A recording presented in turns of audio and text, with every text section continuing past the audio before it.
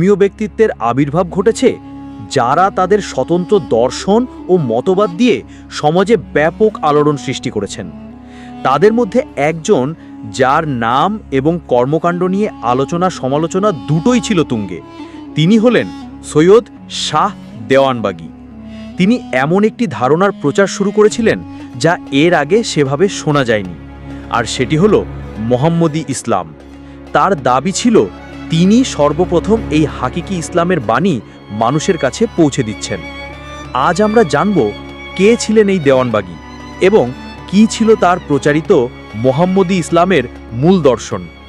সৈয়দ মাহবুব এ খোদা, যিনি দেওয়ানবাগী নামেই সর্বাধিক পরিচিত, তার জন্ম 1949 সালে ব্রাহ্মণবাড়িয়া জেলায়। প্রাতিষ্ঠানিক পড়াশোনা শেষ করে তিনি কর্মজীবনে প্রবেশ করেন, কিন্তু তার মূল আগ্রহ ছিল আধ্যাত্মিকতা বা তাসাউফের দিকে।